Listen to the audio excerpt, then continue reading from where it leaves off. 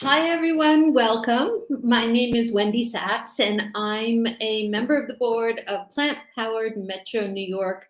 Welcome to our ongoing monthly series, Cooking with Chef Carole, presented by Plant Powered Metro New York. Plant Powered Metro New York empowers people to achieve better health and overcome chronic disease through a whole food plant-based approach to nutrition. We offer evidence-based education, resources, and support to create community and hopefully inspire change. Together with a wide network of grassroots leaders, organizers, and educators, we raise awareness about the dramatic health benefits of whole food plant-based nutrition, empower individuals to make their own lifestyle changes, and lead projects that spark changes in food policy, food practice, and food culture. One would think after almost 3 years of doing this, I would have memorized that paragraph, but nonetheless, to be thorough, I'm happier reading it every single time. So a warm welcome again to everyone who's tuning in and to those people who are watching this on the replay. It's November.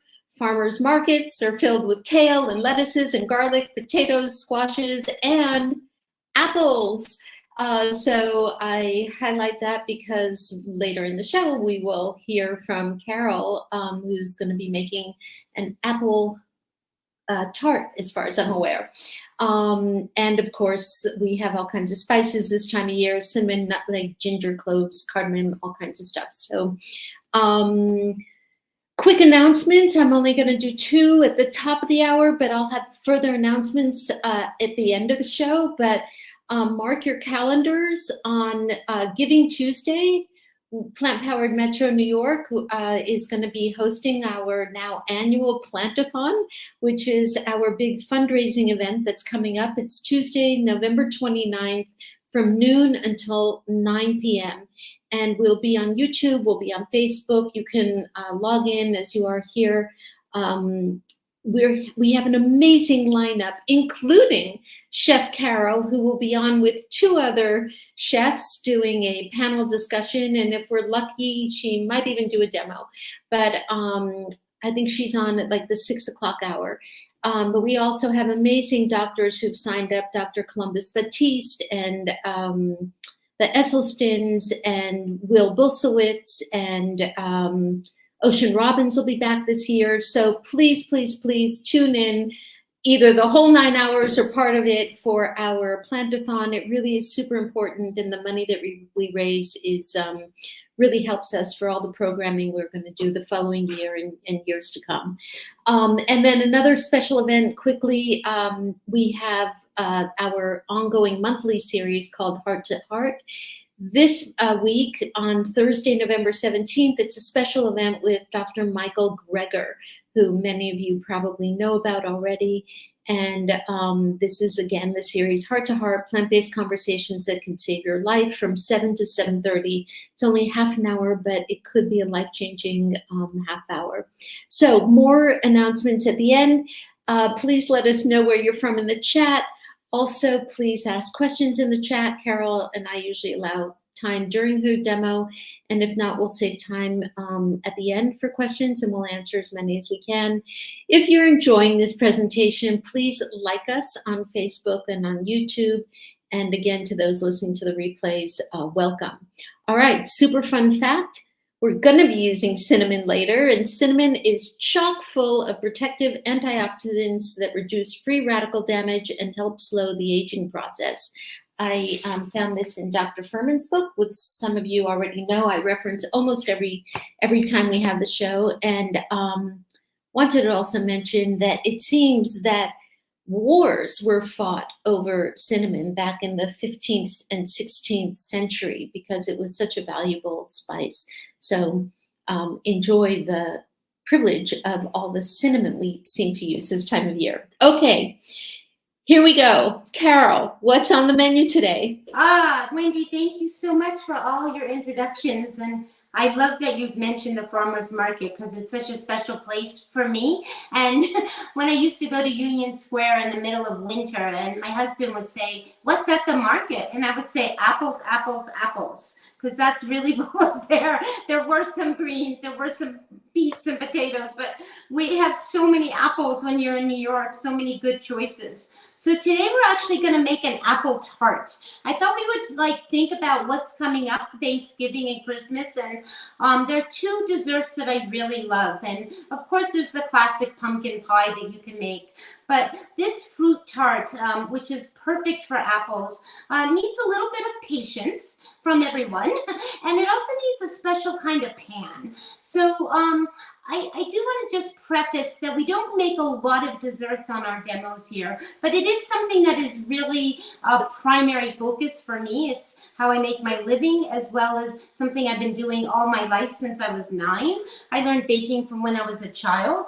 So the disclaimer that I want to say to all of you is, everyone always asks how much we can substitute things, and there is, of course, substitution in baking. But I just want to tell you that as I taught myself over these last handful of years how to leave the butter and the sugar and the oil behind and the salt, that I had to do a lot of experimenting. So the minute that you start to substitute one thing, so let's say today you don't want to use oat flour in your dough and you want to use some kind of gluten-free flour, I think that kind of substitution is fine.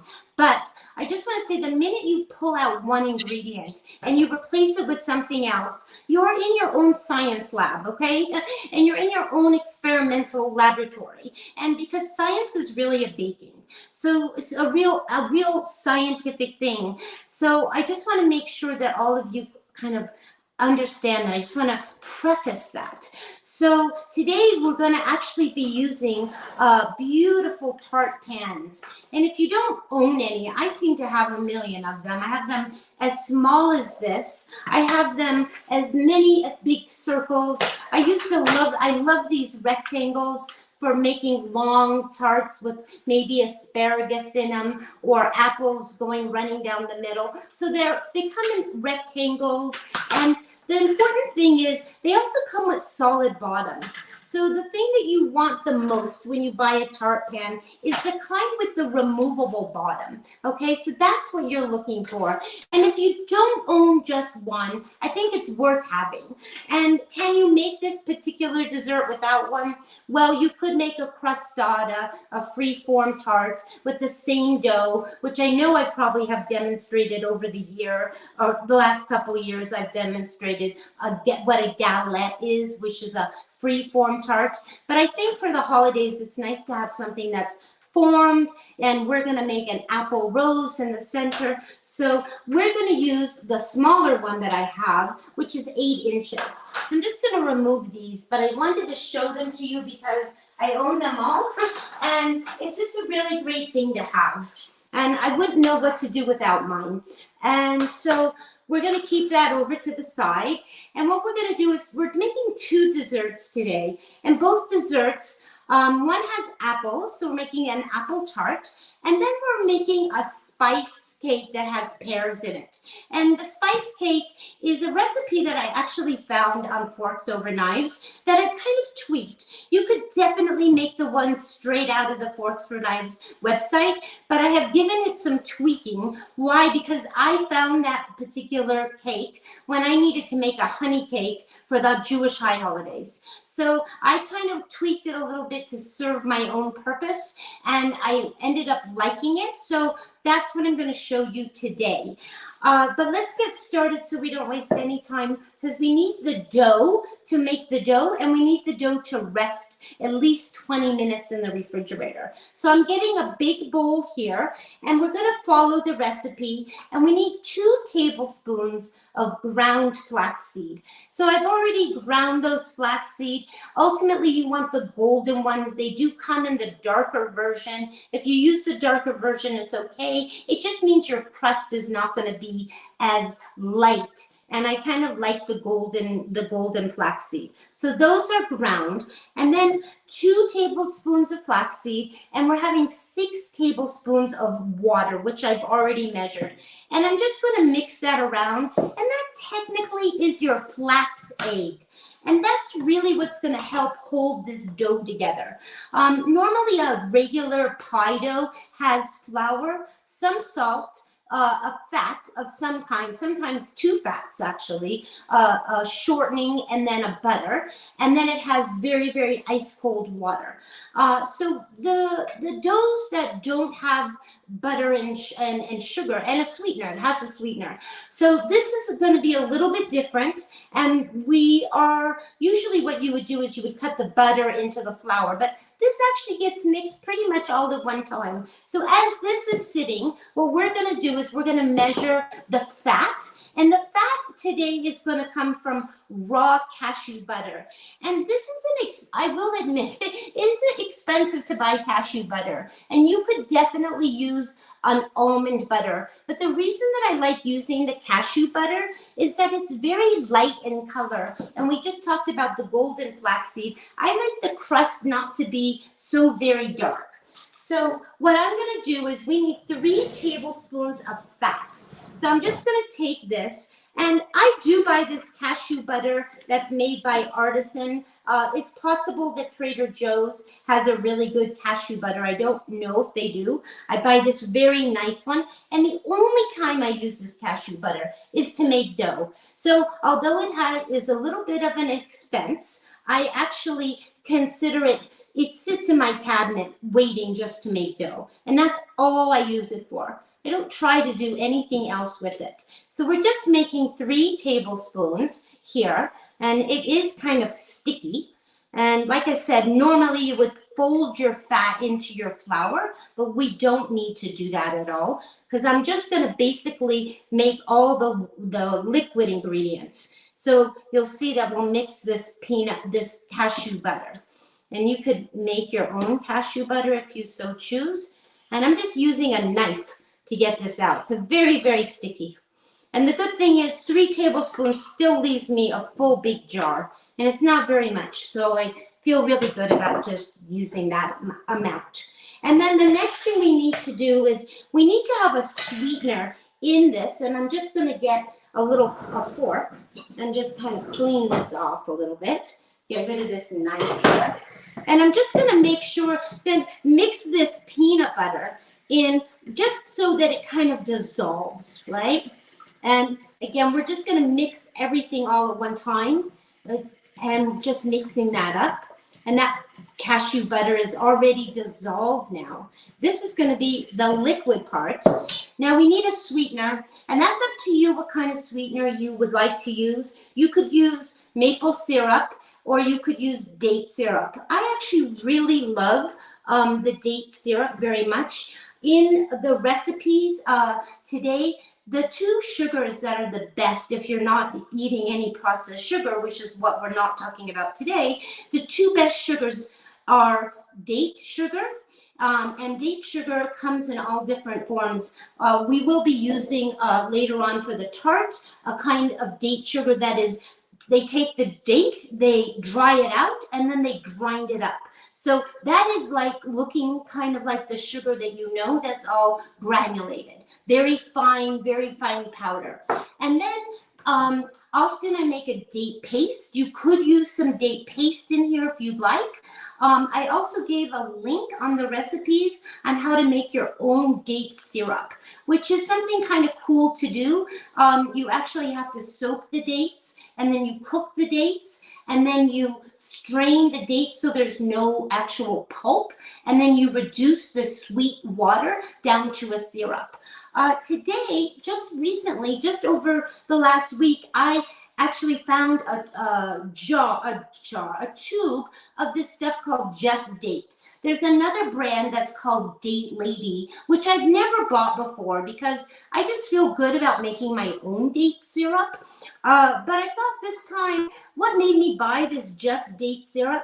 First of all, both brands, the Date Lady and Just Date, is only medjool dates in it. That's it. So I don't think there's any reason to be guilty about buying this because it is simply just dates. Why did I buy this particular one? I liked very much that it said it was created by a doctor and a mom, all in one person, and that 2% of the proceeds actually go to fighting diabetes.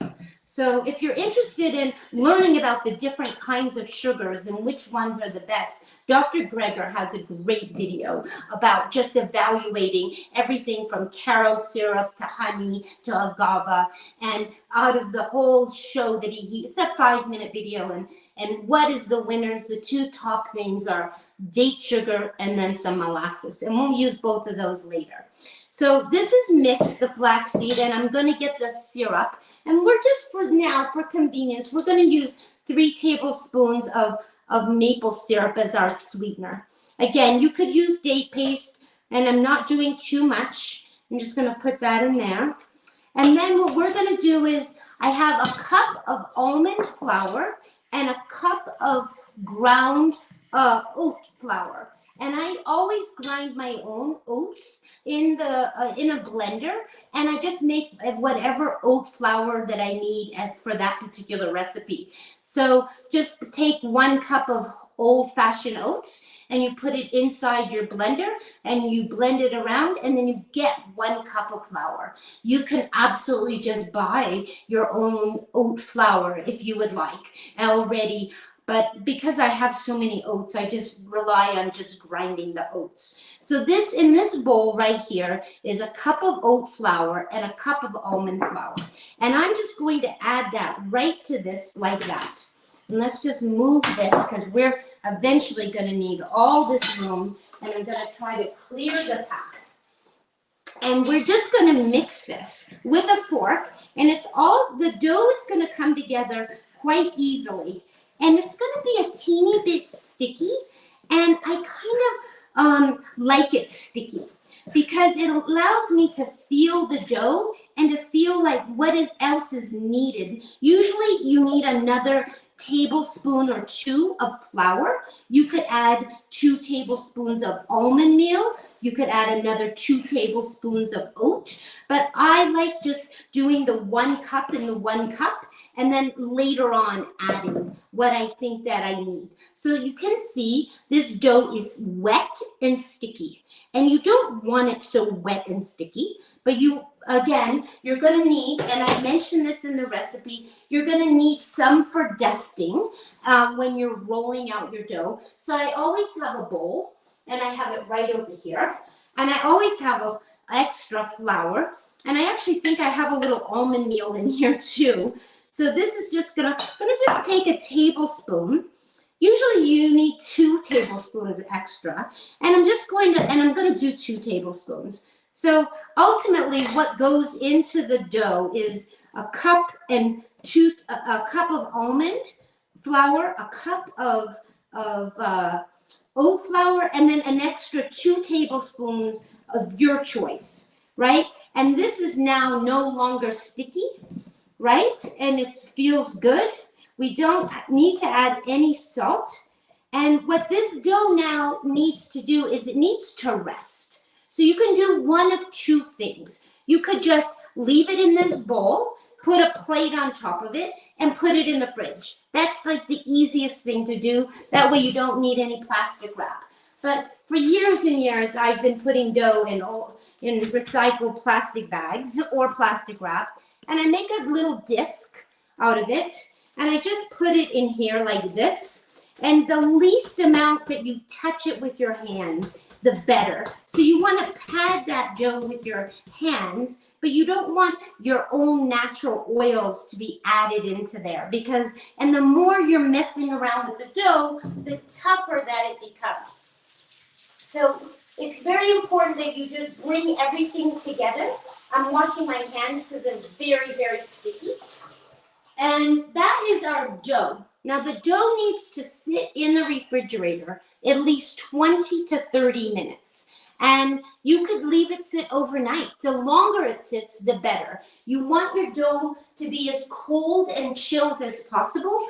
And again, there's really it's not like when you're folding in butter and shortening, if any of you are old pie makers from using animal fats, you don't need to be so careful like you were if you were using those animal fats. But again, our fat is using the cashew butter, and it's a little package like this, and now it's ready to go. Okay, and at this point, we're gonna just put it in the fridge, and then we're gonna form it after we make the cake.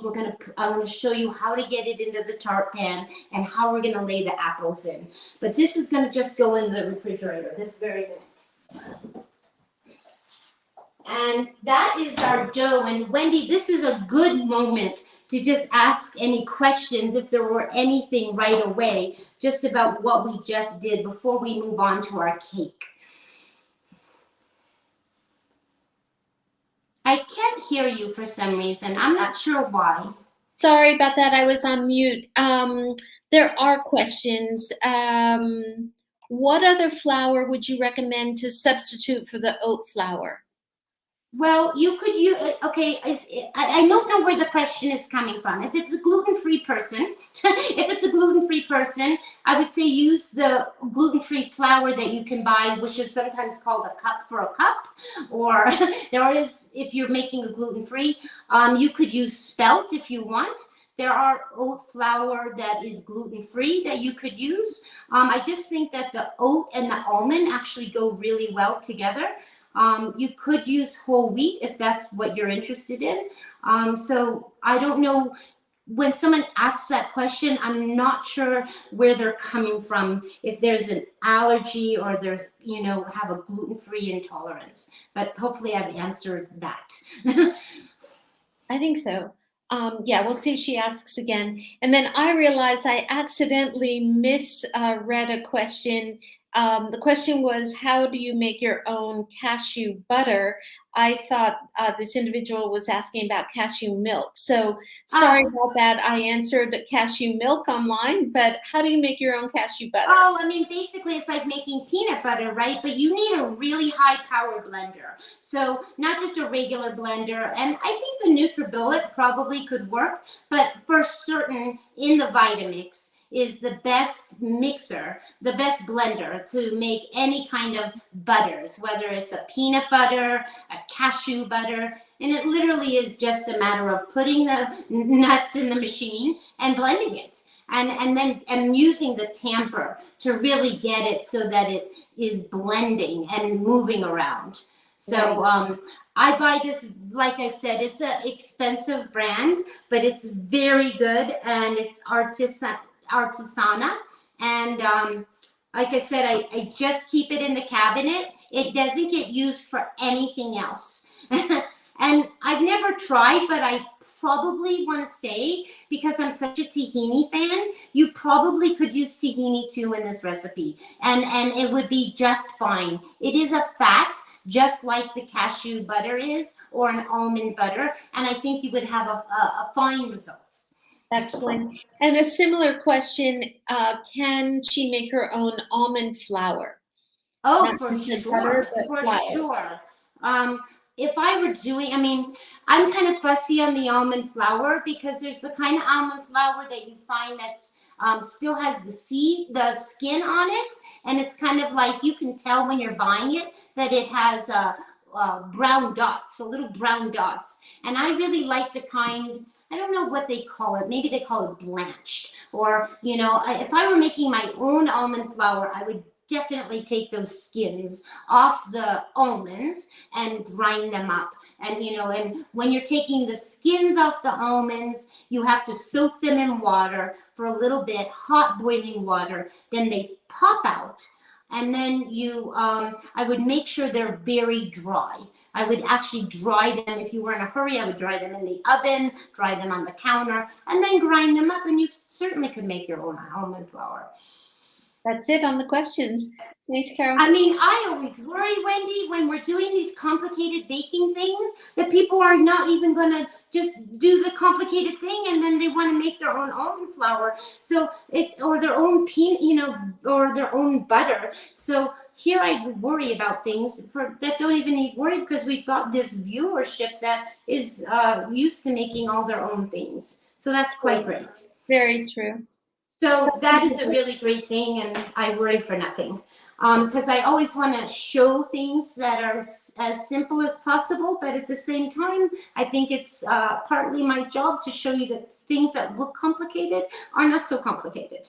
So let's move on now to our second dessert. And I think I mentioned to you earlier that I started making this cake because during Rosh Hashanah, we always eat a honey cake because we bring in the new year with something sweet. And something that I used to always make was a honey cake that had coffee and had had a cup of honey.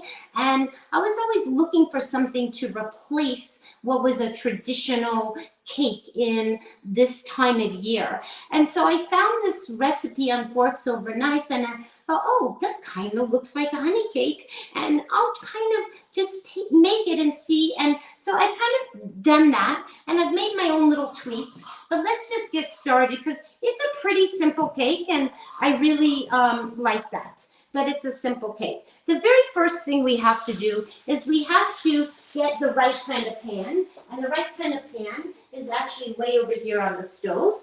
And this kind of pan is a 9-inch spring-form pan. And what does that mean? It actually has a spring on it, and it actually, too, just like our tart, has a removable bottom. Now this cake I have made so many times that I've made it in an 8x8 square pan. I've made it in a loaf pan, but the traditional cake recipe was about putting it in a round cake pan. And I like using the spring form pan because when it's done, you open the spring, it removes itself from the sides, and then you have this lovely platter that the cake is on. Because we're not using any kind of spray or any kind of butter, any kind of anything to get, this is not a silicone pan, this is a regular aluminum pan.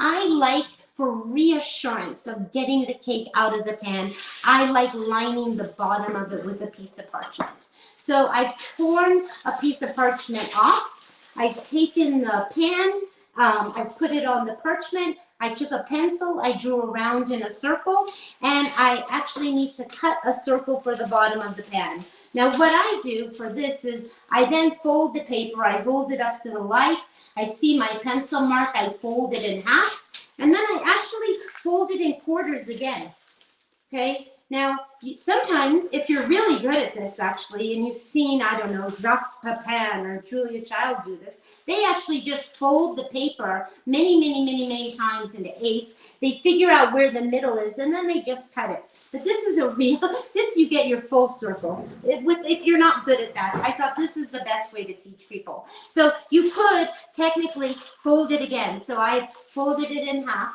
folded in a quarter. You could fold it again. And of course, I don't want the pencil mark in my cake, so I always cut inside the pencil mark so that I'm not having any pencil mark, okay? And I left this to do so that you all would see. Okay, so there you go. There's your little triangle. Again, you could fold your paper and you could measure, look, and then just do a little bit. That's another way of doing it. This becomes extra paper. This becomes your full circle, like this, and then this goes on the bottom. This reassures me that the cake is really going to come off the bottom. Okay, so you get your pan, you always get your pan ready first when you're baking. No matter what you're doing, whether you're making brownies or anything, you get your pan so it's ready to go. So what we need to do is we need 2 medium pears, which I have right here. 1 pear is going to go inside, 1 pear is going to go outside. I've left those unpeeled because I thought, you know, I couldn't do every single step ahead. And what I've done in this bowl is I've measured 1 3/4 cups of whole wheat pastry flour. Now, I know the first question that's going to come up, what if I don't have pastry flour? Well, I would just suggest that you get it. Why is whole wheat pastry flour? Because it's a lighter kind of flour. If you were using regular whole wheat flour in this recipe, your cake might be just a little denser than it would normally be if you were using the whole wheat pastry flour. It's just a lighter flour. And if you're someone that doesn't bake a lot, I do know that Whole Foods has a tiny little bag of their own brand, and it's whole wheat pastry flour, and I think it's a 2-pound bag, and that's awfully nice to have if you're just not a baker and you don't need a ton of it. So I'm using 1 cup and 3/4 of whole wheat pastry flour. And then we need 1 tablespoon of cornstarch. Okay, so we're going to use that. We're going to get that really mixed in. And then, as Wendy mentioned, it's the season for using spices, right? So the spices that we all love, like in our pumpkin pie, cloves and cinnamon and nutmeg and ginger, those are all what we call fall spices. So this has a little bit of everything. So I measured everything out already on a plate right here. So we have 1 teaspoon of ginger, we have a 1/2 teaspoon of cinnamon, and then we have a 1/4 teaspoon of cloves. So all of that now is going in there. And I'm just using a whisk to get that all mixed together like that, right? That's what we're doing, okay? This recipe is almost complete, believe it or not. It's such an easy recipe. That's what I like. The hardest thing is the pears. Really, that's the hardest thing. So now let's get what I call the liquid ingredients together, because you always add your liquids to your dry, Some people do the dry to the liquid, but you want to have both separated, the liquid and the dry, and then you want to bring them together. So let's move this extra flour because we don't want to mess that up. I have a measuring cup here, and the very first thing that we need, if I go in order here, is we need 1 cup of unsweetened applesauce. And during Rosh Hashanah, which was just back in September, I had just put a lot of applesauce away and made it fresh. And I did use fresh applesauce. So if you're one of those people that make applesauce, definitely use that. I tend to always have in my cabinet, I just want to show you these little tiny cups that are, you think about kids eating these little tiny cups. But why do I love this kind of applesauce in the cups? Is 1, first of all, it's unsweetened. And 2, sometimes if I have a big jar of applesauce, if I don't eat it fast enough, the bottom might go, off and moldy. So this just is like something I have in the back of my cabinet. I have like 8 of them all the time. And I can just open one, and one is like a 1/2 cup.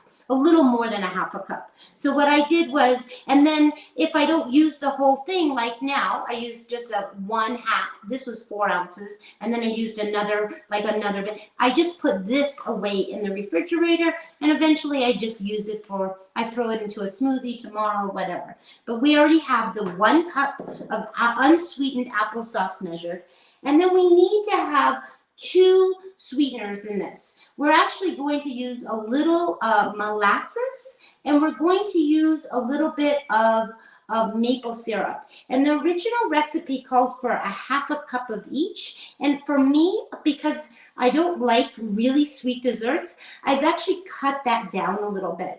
So we're going to use 1/3 of a cup and 1/3 of a cup. And I just want you to know that molasses was rated on Dr. Greger's evaluation of sugar the 2nd best. If you were not eating date sugar, molasses was the next healthiest thing. So we're going to use, I have organic molasses unsulfured here, and we're going to just use 1/3 of a cup, and I'm going to measure that out. And I do want to tell you that I have used, I don't know if anybody has this in their cabinet, but I have used, instead of the molasses, I've used a malt barley, which is a little bit sweeter than a molasses, but it actually is really delicious in this cake as well. So, but the molasses is actually a healthier sugar than the malt barley. So we have 1/3 of a cup here, and then I'm gonna, if you wanted, you could use the maple syrup. I bought this just this past week. I told you, this date syrup. So I just am trying it out. I've never used it before. I've never bought date syrup ever. Like I said, I've always just made it from the dates that I have in the fridge. And you can see that it's really very, very thick. And I'm just going to get this up to the 2/3 cup level here, just like this. And that's going to be enough right there, 2/3 cup. And then that is going to get mixed right away now with our applesauce. Let me just get a spatula here. I'm gonna put all this liquid together. Now that's a lot, but this is a big cake, a 9-inch cake. So it looks like a lot of sugar, but it isn't really when you think about that. You're only gonna eat one piece. And I always tell people dessert is still full of calories, right? Even if we're eating whole food, plant-based dessert, things that are much healthier for you than eating desserts. But this is gonna go right in here now, right? And we don't wanna over-mix this cake. It's very important that we're just going to put the date and the molasses together, right? It's going to be really dark. Another thing that I just remembered that I like adding that I didn't portion out is espresso powder to this cake. And why do I add that? You don't have to. It's totally optional. It's just when I was making the, when I was trying to replace my honey cake has actually a cup of coffee in it, and I used to use a cup of espresso. So I'm just using an instant espresso here, and I'm gonna put in 1 teaspoon of espresso powder. Again, that part is optional. And then we also need to add some vanilla, and we need 1 teaspoon of vanilla. And if I'm not mistaken, in the middle of the recipe, which I'm never crazy about when people put something in the middle of the recipe, because I often don't read the whole recipe. So it is important to read the whole recipe so you know. But buried in this recipe on step 2 is it says add 2 tablespoons of hot water, right? So it doesn't say that in the ingredient list, but we're just going to get 2 tablespoons of water, and we're going to put that in there. Now, before I go mixing this up, and remember I told you I don't want to over mix it. I'm actually going to get a cutting board here, and we're going to quickly just peel these pears. You could use any kind of pear, a Basque pear, Jeju pear, this is Bartlett pear. You don't want it to be too hard, but you also don't want it to be too ripe. Because when a pear is so ripe, it starts to fall apart, right? So I'm just peeling this, and I didn't do this in advance because I just thought that some steps don't need to be so done in advance. So that is the peeled pear. I'm going to go ahead and peel the second one. This is actually for the outside. Okay, and we're just getting that peeled. And I'm thinking about how the cake is going to look, and it's going to have a beautiful little pattern of pears on the top with some pecans. So we have yet to put the pecans. Sometimes I put the pecans, they say just to sprinkle the pecans on the top, and sometimes I put the pecans inside too. I just take a little bit extra, or not even extra, but I just put the ones that are going on the top. I say, oh, I'll take it divided and put a few on top and a few in the middle. So that is the peel. Let's get the pecans out so we don't forget. And then I'm going to get a knife here, and we're just going to cut this, hopefully not make a big mess. And we're going to get the core out of these. And the pear that's going inside the cake, right, is going to get just small diced. So let's get this one pear out of here because it's in the way, and everyone can see here. And I'm just taking the cores out, and we're just going to small dice these, and just so that the cake in the middle is going to have some pears inside. So when you bite, you're going to have pears on the top, and you're going to have pears on the bottom, in the side. That's why I like putting some pecans inside too. And I'm just, again, carefully taking out the core. And sometimes I don't do that at a nice angle, and that comes out there like that. And a paring knife is actually a little better. You can get one of those out, but that's okay. And let's just get rid of those. And I'm just throwing the pear right into here. And I'm just small dicing. I'm taking the quarter, cutting it into 4 slices, and this is going inside. Okay? I always leave 1/4 behind. Why? Because I just think it's enough inside. You can put the other quarter in, but I prefer to have the prettier decoration on the top. So this is now we're going to mix this, and this is the cake. This is the batter. And I'm just going to and I'm going to remember I told you I like taking a few of the pecans and just putting them inside. It doesn't tell you to do that, but once you start changing a recipe, you can do whatever you want. And again, this is really important that you don't overmix it. And the reason I added the espresso powder was I really like the little bit of coffee taste. And that comes from me trying to make something that reminded me of a honey cake, where you put a cup of coffee into your batter. So this is where this started me trying to figure out this cake, and making this cake was all based on Rosh Hashanah. But it is a great cake for Thanksgiving or Christmas, just based on the spices. So that is what the batter looks like that. We take our pan, we carefully make sure that the paper is laying down, and we pour this into, it's pretty thick, so it's really not pouring. I'm just trying to get it out of the bowl. And of course you want to get all of the batter. And it doesn't look like a lot of batter. This is not a tall cake. This is a cake that once it's baked is about 1.25 inches high, which I like because it doesn't need to be like a double-decker cake. And we're just going to put that there. And I'm going to get a nice little spatula, get all the batter off here. And I'm sure that this cake is delicious. It smells heavenly. And then what I'm going to do is just, without moving the paper too much, I'm trying to get the cake spread evenly into the pan. And again, it's not a lot of batter in a 9-inch springform pan. Now, have I made this cake in a smaller pan? I actually have.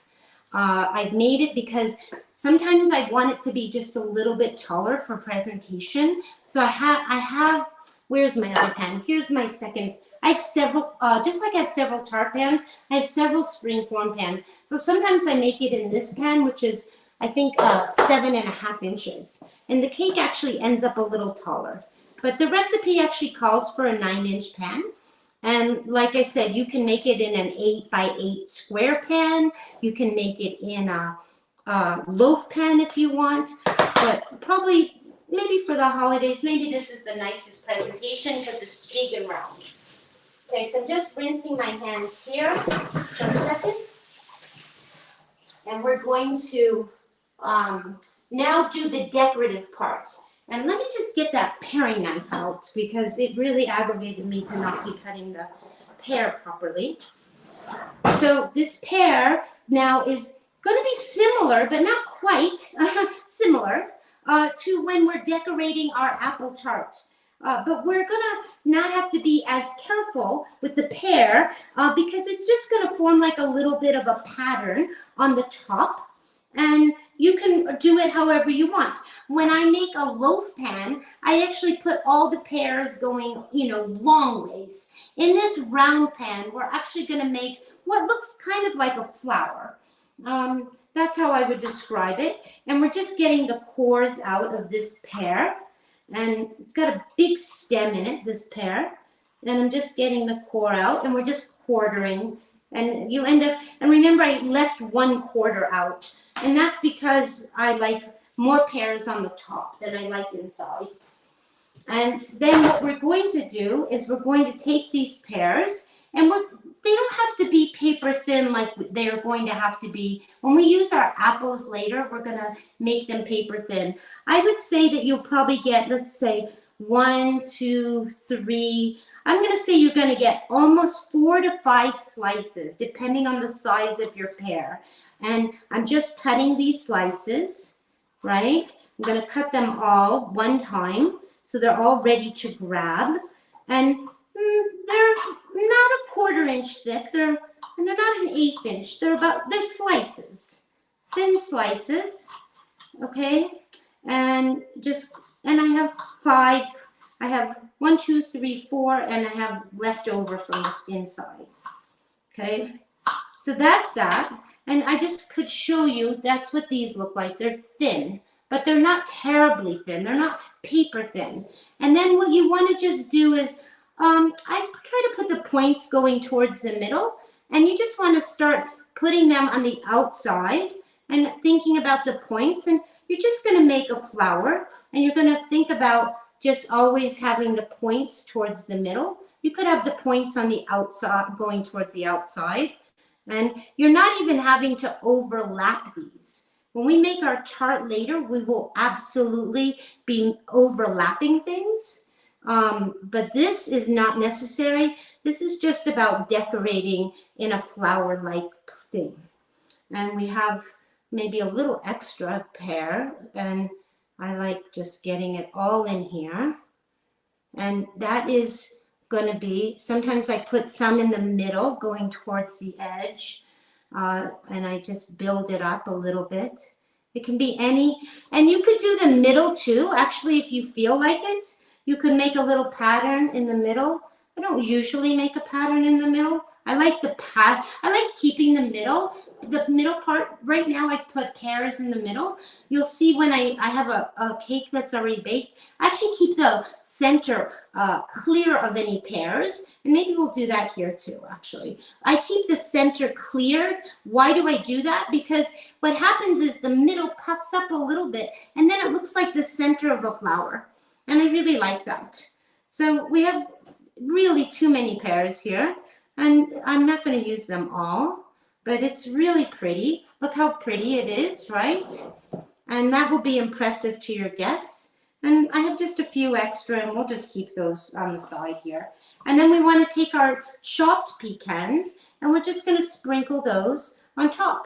And then the cake goes into a 350-degree oven. And that is going to bake now for, how long? 35 to 40 minutes. So it might just be done exactly the moments that we're done with our demo today. But that's what this cake looks like, and it's going into the oven. And we're going to go back to making our tart. I'm going to remove these pears and clean up the counter, because when you're rolling the dough, you want the counter to be clean, full, no pecans, no pear juice, and you just want to have a clean counter. Wendy, this is another good break before we go back to the apple tart. Excellent, Carole. Yep. So there's a question if brown rice syrup can be used instead of the molasses or instead of date syrup. You could use, like I said, I've used a malt barley syrup, which I actually really love. But it technically is higher on the sugar content when I use that malt. And if anybody, I'm sorry I didn't give you all the link to the Dr. Greger's sugar evaluation, because it's a 5-minute video. It's an awesome video. But brown rice syrup is down there on the spectrum of being full of almost like white sugar. We think it's a healthy thing, just like I thought malt barley was a healthy thing, but it's on the spectrum as having the least nutrients and the least. It's not a wonderful sugar for you. So could you use it? I'm sure that you could, but do I discourage it? Yes, I do. Yes is the answer. And do you have a brand of molasses that you use? I have to tell you that much like the date syrup that I buy make my own, I don't really use molasses that much. It's not something that I use, but I do like this brand, and we use it where I work as well. It's just called Wholesome, and it's a good one. Because it's a non-GMO one, and it's organic. I can't remember the other brand that's very common. It's got a yellow label, but it's not organic, and it's not. I think it's a blackstrap molasses, but this is unsulfured and it's organic. So I like this brand a lot. Okay, I'm just putting this in the chat. Unsulfured Wholesome is the name of the company. It's called Wholesome. It's just called Wholesome. Okay, And like I said, it's a non-GMO and it's organic. great. And I only use it sparingly. I don't use it very often because it's also very strong in flavor. Great. Cool. And then jumping back, so perfect timing to the other recipe. Um, the same person who was asking about the oat flour was asking if you could just double the amount of almond flour, or would you still try to You make know, I it knew this more like question would millet? come up, Wendy. Yeah, Yeah, I knew this question might come up if you could just use all the almond flour. And I'm guessing that you could. I just haven't done it. You yeah. know, I do so much experimenting in the kitchen here that I haven't tried all almond flour. But I'm sure that you probably could get away with it. My in my own not nearly as experienced experiments, I think the doubling the almond might make it more dense, but I have seen recipes where millet is used instead of oat. So maybe combining almond and millet, but I don't know if that might I mean, there's make so it many, too there's dense. an infinite amount of flour. You know, there's True. sorghum flour, there's spelt flour, there's millet, there's an infinite amount. And like I said, once you start experimenting, it's on you. Yeah. And I think that's just, you have to just see. Excellent. That's it on the questions. So we're good to go. Okay. Okay. Well, then we're going to go back to, I've cleaned this area out and I feel good about that. And we're going to get the dough out. And I actually have dough that have been sitting longer, actually. Dough that has been sitting longer than the dough we just made. This dough was just made this morning. It is very cold and feels good. So we're going to use that. And then the other thing is before we even roll the dough out, I have done in advance just to save a little bit of time here. But what you want to do is you want to get your fruit done ahead of time so that it's ready to go. Because you want to have the dough cold in the pan, and usually I roll the dough out and put it in the pan, and then I go and I cut the apples. But I have cut a bowl full of apples. And what kind of apples do I use? I try to use baking apples. If any of you most of you, I know our demographics are all over the world at this point, but if you're in New York, I love the wine sap apples. They're very hard to find here where I live. They do have them, but not in the grocery store. You only can find them at the farmer's market. You can use the best. You want a tart, firm apple for when you're baking. Normally, if you were making pie, you would use a Granny Smith or a Golden Delicious. Those are both green apples. But because today we're making a rose with the tart, I actually prefer to use the red apples. So I have cut the apples, and if you want to see very just quickly, I can just show you. Here is one Jonathan apple, right? And I cut the apple in half, then in quarter, just like I did with the pear, okay? And then I use a serrated knife. This actually is like a steak knife. I cut out the core, right? And I'm just going to throw that over there for now. And then this is important. You really want the apples almost paper thin, okay? Because if they're not paper thin, they're not going to lay down in the pan when you're starting to overlap them. And the question becomes, do I leave the skin on or do I take it off? Now, for years, I always peeled my apples when I made an apple pie or an apple tart. And somehow, I don't know when this happened to me. Maybe it happened when I bought applesauce at Zabar's. That could have been it. That might have been when I changed my tune on peeling apples. One, there is nutrition in the apple skin. So if you're peeling it off, you're losing a little bit of the nutrition. And back to my Zabar's applesauce. One year I bought some applesauce that was the best applesauce ever at Zabar's. And it actually had skin in it. And I thought, if they could sell me applesauce with skin in it, I certainly can leave skin on my apple pie, or I can leave it even on the tarts that I make.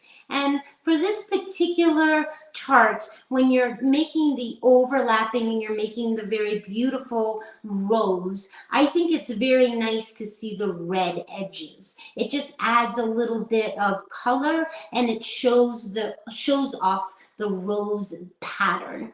If you decide to peel the apples, that's fine too. And what happens with those apples is, because when you're laying them on top of each other, they actually meld together more when they're cooking, because they don't have that skin on them. The actual layering of the apples actually just kind of all meld into each other, so they don't end up with that.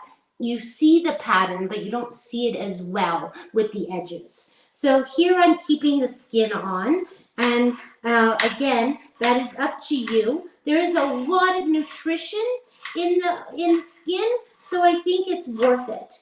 Okay, and these apples, I can't give you the exact dimension. All I can tell you is that you're cutting them paper thin, okay? Paper thin. So much so that you almost can see through them. They're like this, okay? You see, they're very, very thin. They're wobbly like that. And they're just going to go into this bowl. And I did 4 apples here for about the size tart that I'm making. And because I did them in advance, I put a little lemon juice on them already. So when we make the filling, we're going to use a teaspoon of cinnamon. Again, this is pretty much up to you on how much spices you add. But I'm going to add how much did I actually tell you in the recipe? I'm going to look really. And you're going to use a half a teaspoon for the 4 to 5 apples. I think that's plenty. You can also use a little nutmeg. Fresh nutmeg is lovely. I find that just the cinnamon and a little bit of the date sugar and a little bit of lemon juice is just enough. Because what is beautiful, and I could talk about this a lot, and we have talked about this, Wendy, when I first made an apple pie, when I left the butter sugar world, and I made an apple pie, I thought, this is the best thing I've ever had. And why was it the best thing? Because the apples were the most delicious, and it wasn't being disguised by the butter and the sugar, which we all are, used to having when we have sweets, right? So the beautiful thing about whole food plant-based desserts is you're actually tasting the real thing, and it is so delicious that you just don't want to put a lot of, you want to flavor things, but you don't need to over flavor things. Okay, so we've got the cinnamon, and you could put the nutmeg, and then I'm going to use some date sugar here. And it's really, sometimes I just sprinkle it on, but I actually did a little bit of measurement for you, and you want about a tablespoon and a half. Okay, and that's just going to go in there and dust it on there. Sometimes I don't put so much in there because, again, I don't like it so sweet.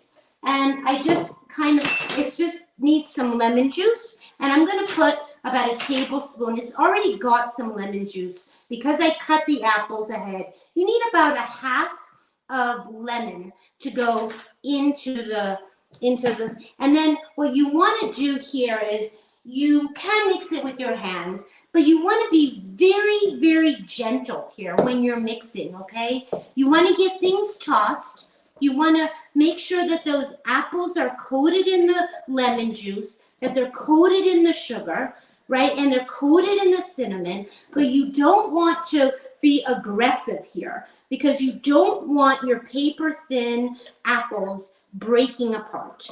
It's very important that you're light-handed here, okay?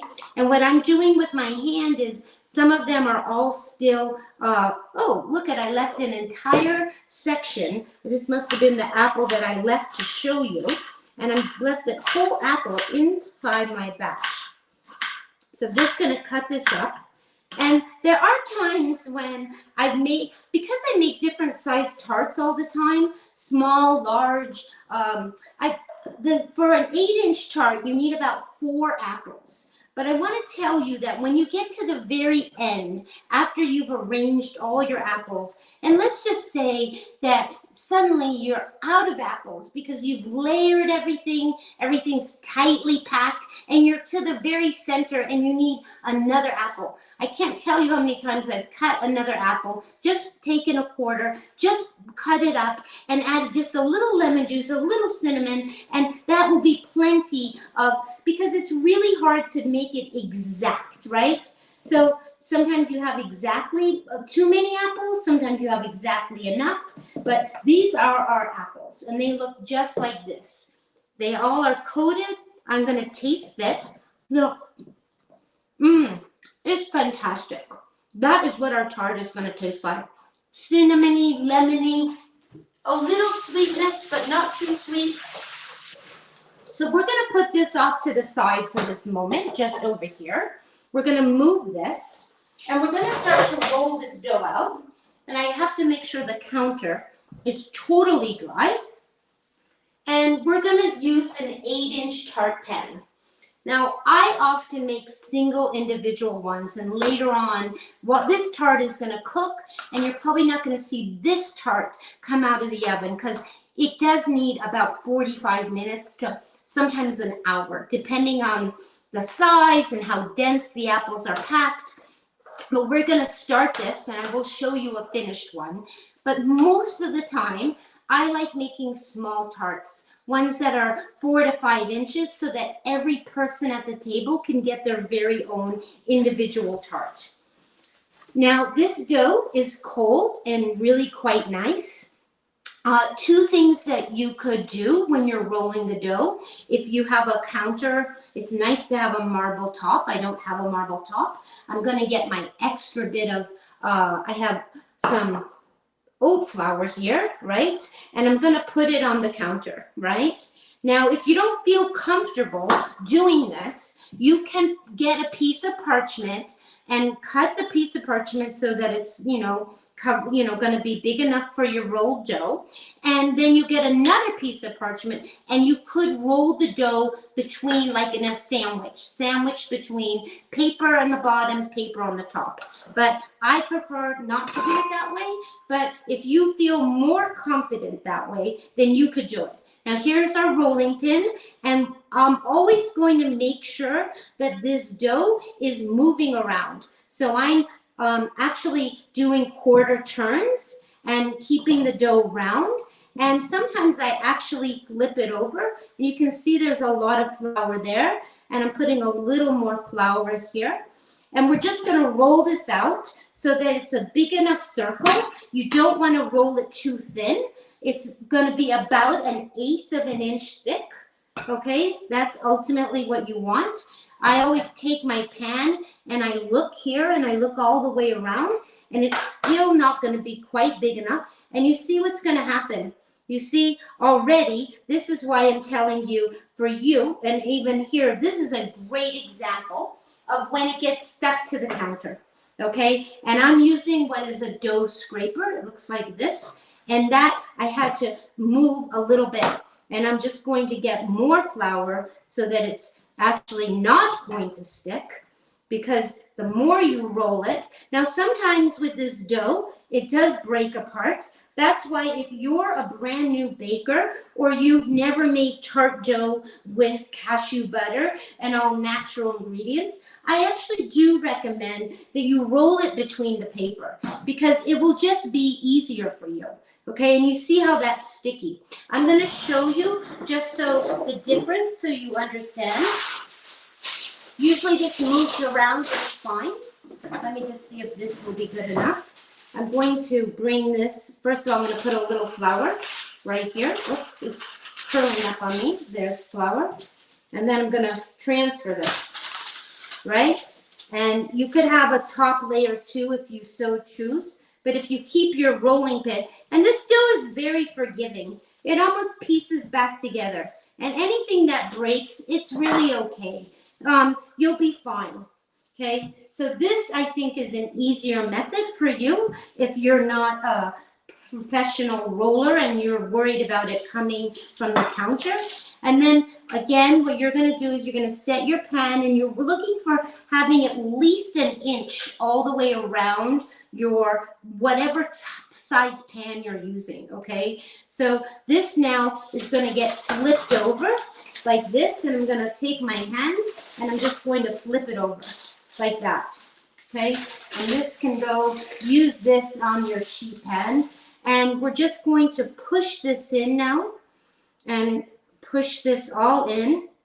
And then what I like to do is once this is all pushed in and fitted, you want it fitted into the every inch of the corner. See, a piece can break off just like that. No problem. So what you're going to do is you're going to fold the extra dough so that you're making the sides. Okay, so I'm going to go all the way around. And I'm going to fold the dough down. And it's okay. Right now, it's sticking higher than the edge of the pan. Okay, so you're just going to fold all this dough, right? And remember, we had a piece that just fell off. See, this piece is just going to fall off. And we're just folding. Sometimes I actually, if it's too much dough on one side, I actually pull it off. And right here is very, very thin because a piece fell off. I'm literally just going to put it and fold it in. Okay, so all of that now, I can feel the sides, and they all feel, the walls all feel the same thickness. Okay, and then there are two ways of going about trimming the edge. You can actually, I like using my thumb, and I go all the way around, and I can show you that. But there is another method where you actually take the rolling pin and you roll, I'll just show you half of it. You roll over the top of the dough, and all the edges you see just come off. We just did half. Do you see? We did half, and the other half still has quite a bit of dough hanging off. The other way that I like doing it, because I can feel the edges, is I take my thumb and I just push down, and I take the edges off like this. And I just push down. I prefer that way over the rolling pin way, but the rolling pin definitely works. I like just being able to feel that those walls are all the same thickness. And you're looking for about 1/4 inch. And then I press those firmly. And sometimes I press it so it's just a hair above, maybe 1/8 of an inch sticking over the edge of the tart dough. Okay? And if you haven't peeled your apples yet, and you're someone like me who's trying to do it all at once usually, I would put this right into the refrigerator just like this right now.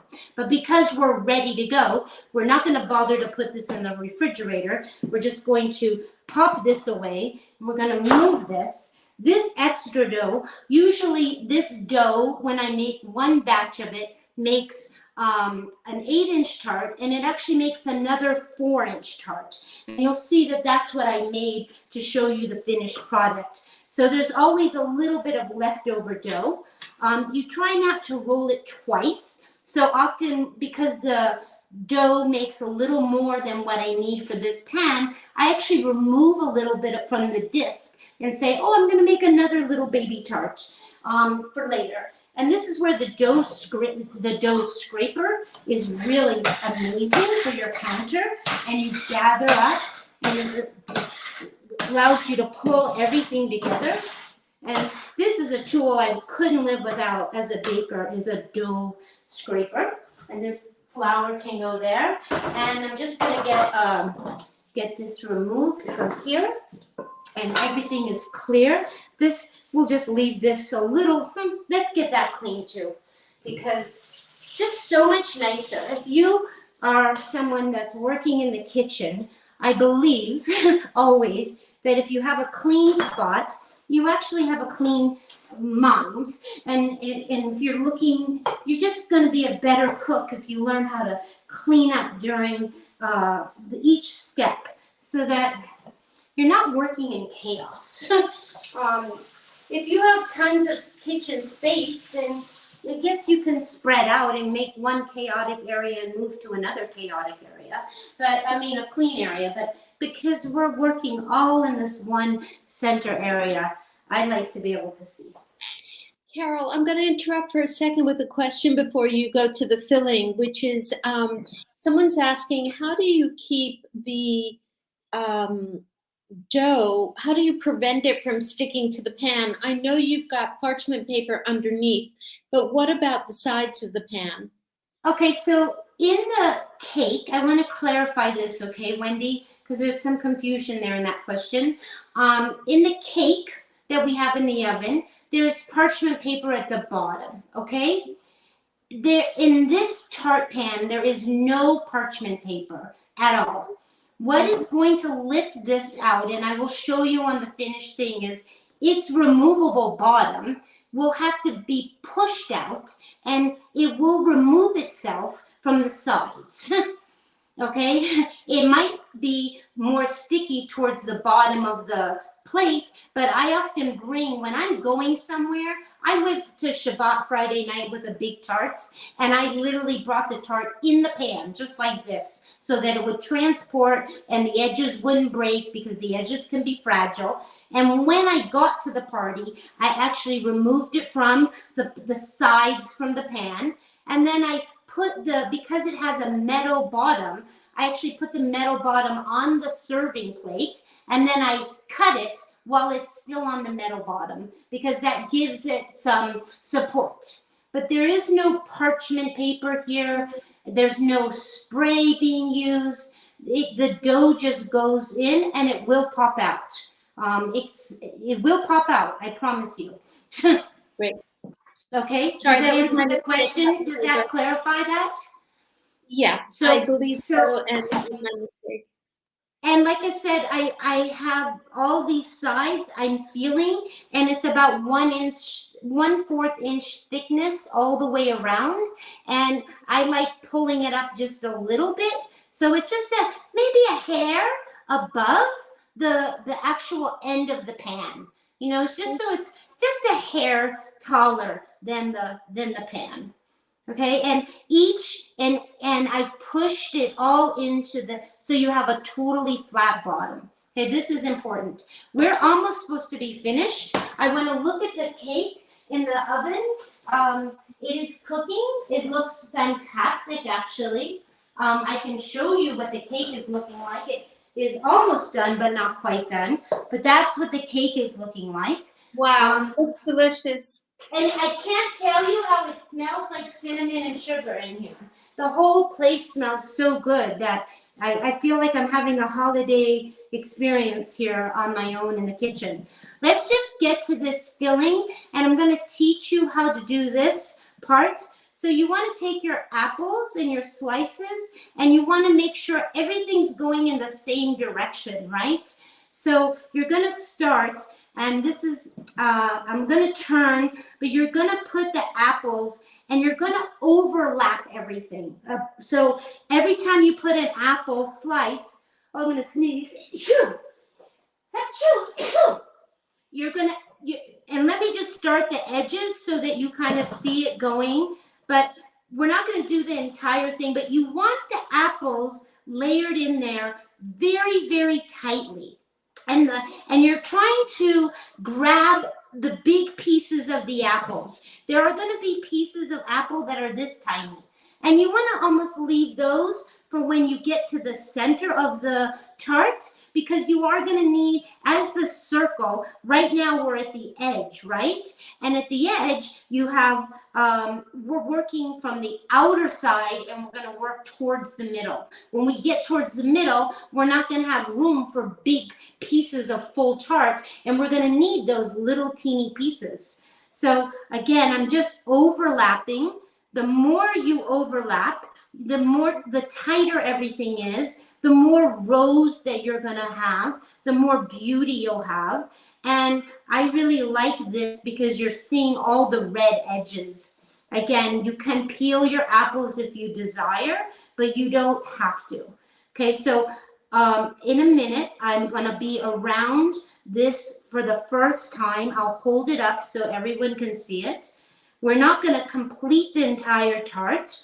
I mentioned to Wendy before we started this that it takes about a good 10 minutes to work your way around. And I think it could be quite boring to watch me make a circle. So this is the outer edge. Can you see that, Wendy? Is that? You can see it, and it is absolutely beautiful. Okay, so that is your first ring, right? You've gone all the way around, completely overlapping. Now you keep going. You're going to make your second ring, right? And so you're doing the exact same thing, and you're grabbing the big apples, right? As many big slices. You're trying to avoid the little slices because there are little slices in there. And those little slices are going to be part of your middle. And again, you want to slice the apples as thin as possible because it makes them lay down more. If you slice the apples too thick, then the apples aren't going to lay themselves. They need to be layered like kind of like this. I'm showing to you in the air what the apples need to be like. And you also want them to be all in the same direction. And you're just slowly, I'm almost done with my second. We'll make at least 3 rings.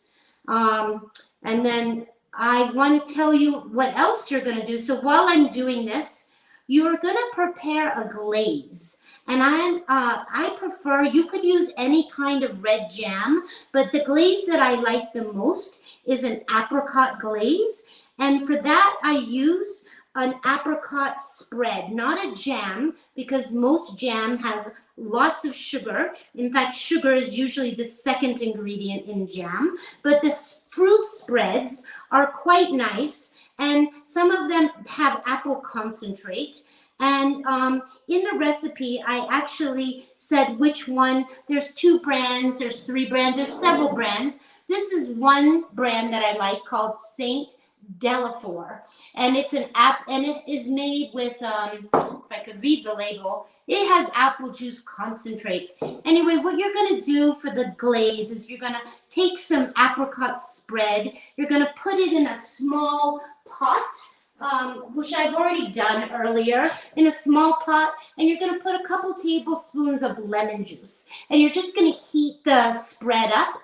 If you really don't like pieces of apricot, usually in spreads there aren't so many big pieces, but if there's a piece or 2 in there, it's really okay. If you're really fussy about your glaze, you could put it through, strain it through a colander, but I never bother because I don't mind if an apricot ends up on the glaze. So what you're going to ultimately do is this tart, once you're done with your concentric circles, is you're going to put it in the oven. I'm on my starting almost my 3rd round here, talking to you. You're going to put it in the oven, and it's going to cook at 350 degrees for almost 40 to 45 minutes. And you want the apples to be thoroughly cooked. You can tell when they're cooked. And during the last 10 minutes of the cooking, you will put the glaze on with a pastry brush. And I'll show you how to do that. I'll just show you on the tart that's already finished. Now, sometimes when I look back, so we've done 3 rings. Okay, can you see that well, Wendy, that we've done 3 full rings? And of course, I could go on and on here, but I'm trying not to bore all of you with making rings. But sometimes, Wendy, every once in a while, I'll look in here and I'll say, oh, there's a little bit of a hole. And I'll actually put a little apple slice, and I'll go back and I see a place where there's a little space, and I'll just tuck it in. And so, because ultimately, you just want every single thing really tight. That is your goal here, is all your concentric circles are just are tight, and the more you overlap, the more you're going to have you're going to keep your circle. And when you do get to the middle, you kind of have to figure the middle out. But I know that we need to finish, and you have a number of announcements. I have a finished tart, and I don't know, Wendy, would you like to read announcements and then come back to me, and we'll finish up with a finished cake and finished tart. Sure, that sounds like a great idea. So let's see. We will see the chart then, I guess, in a few minutes. Quick announcements. Some of them I mentioned at the beginning of the show. So get out your calendars, or at least write a reminder for these dates. Special event this Thursday, November 17th, with Dr. Michael Greger, who's going to be on our monthly show, Heart to Heart, Plant-Based Conversations That Can Save Your Life. And this show is only half an hour, 7 to 7:30. I believe it's going to be on our YouTube and Facebook channels. So do tune in, and you can register on our Plant Powered Metro New York website as well, or go to the events and you can see it there. And then super important, Carole and I and Jim, who's behind the scenes, and Alan Smithy behind the scenes, we pretty much volunteer our time, and many of the programs that we offer are free, or they're being offered at communities where they can afford a lot, and so we give a lot of time and effort. So all this is sponsored or supported, sorry, by grants and donations. And so it's that time of year. I'm going to ask each one of you who are watching, if you can, please go to our website and give a donation. But if you don't want to do so now, you will have an opportunity on Tuesday, November 29th. There's 9 hours of programming from noon until 9 p.m. for our annual Plantathon. And this is a fun event. We have incredible doctors lined up, incredible people within the community who will be doing videos, and you'll hear their voices. And Carole will be on with 2 other chefs at about the 6 o'clock hour, doing a panel, and if we're lucky, she might do a demo. The doctors we have on board are Dr. Columbus Batiste, phenomenal cardiologist, Dr. Will Bulsiewicz,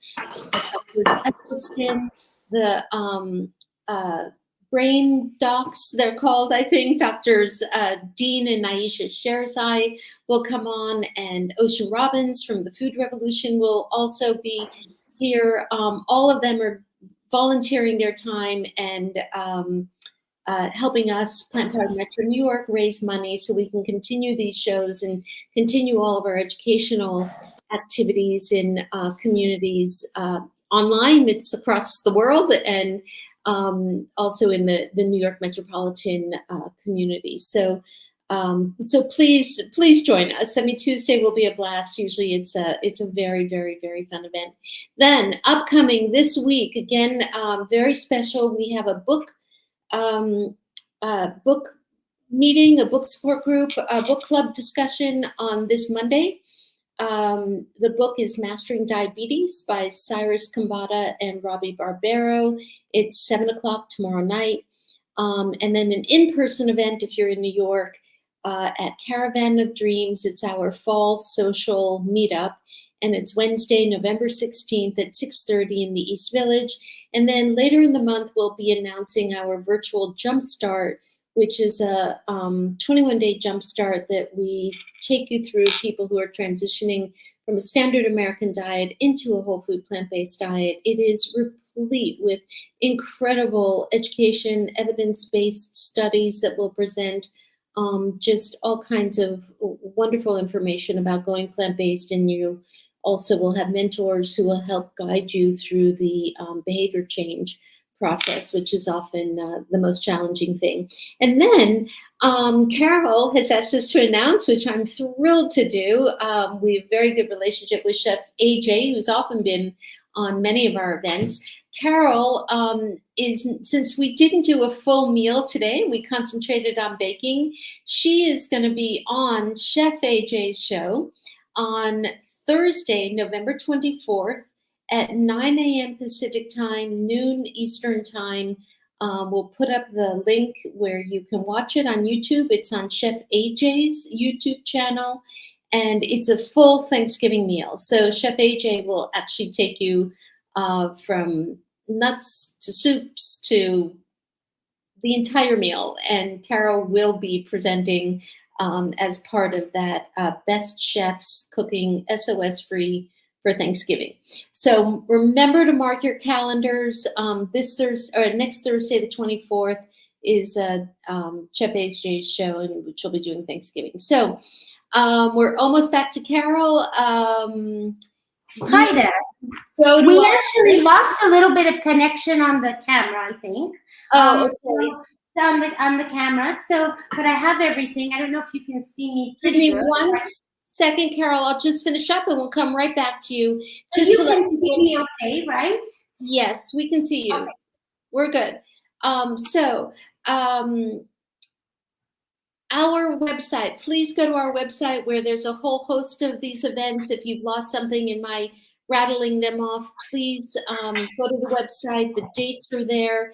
You can register for things there. If you're moved to make a donation, please do donate to us so we can keep these programs going. And let's see, Carole can be reached at carole@theveggievanguard.com. She's also on Instagram, where she often posts amazing pictures of her meals. It's at the Veggie Vanguard.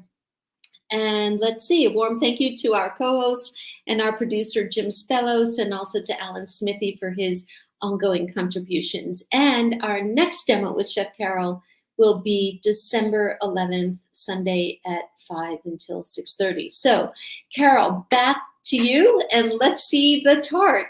Okay, so you can hear me and see me, correct? Yes, correct. Okay, so I just want to show you that this is where we are with this tart. Wow, okay? That's beautiful. So I haven't finished the middle of it, right?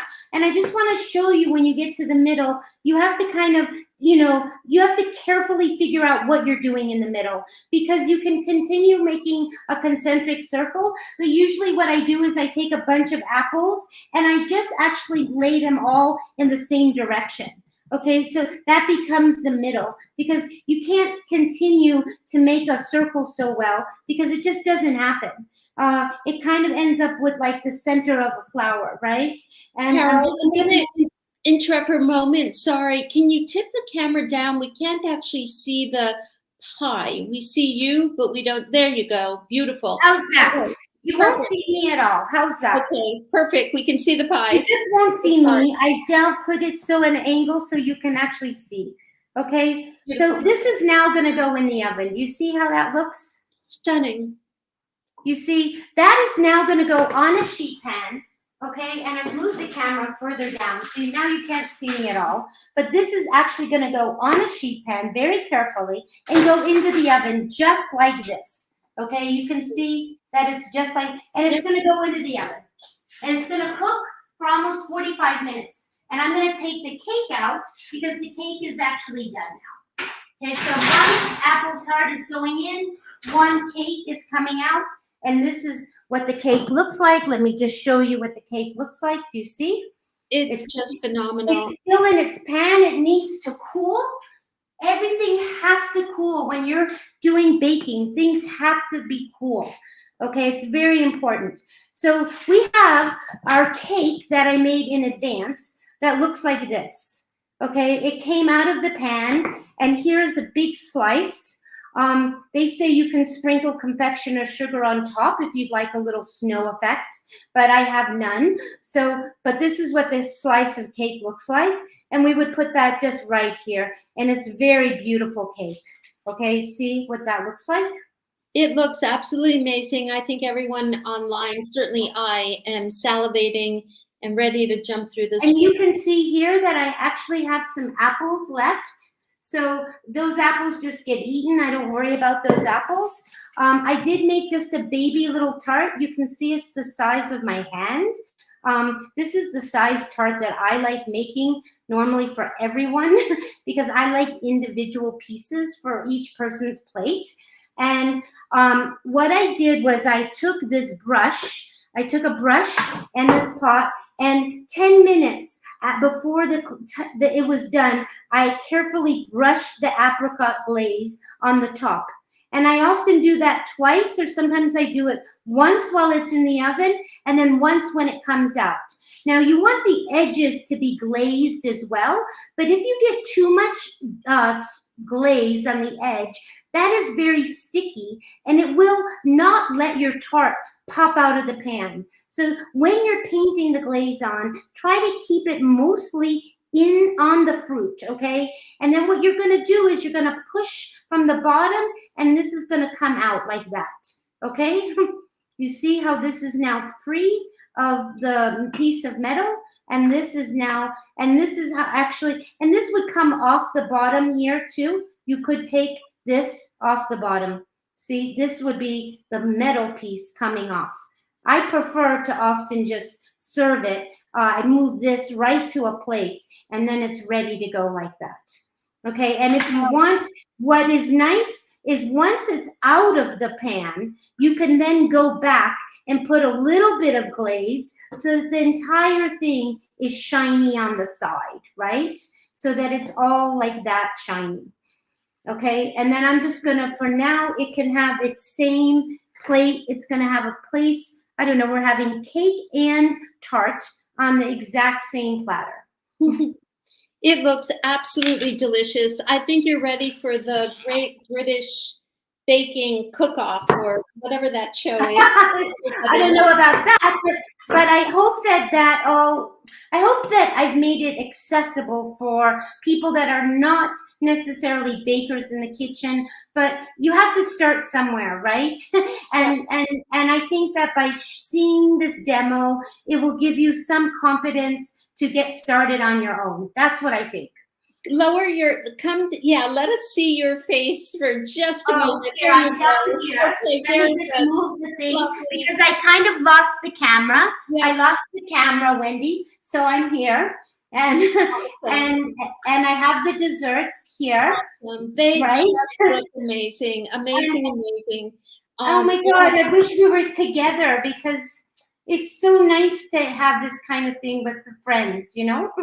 And it's, I hope that everyone has a really good Thanksgiving. And you mentioned Chef AJ, there's like 7 of us and I'm making a side, but we're making a full Thanksgiving meal.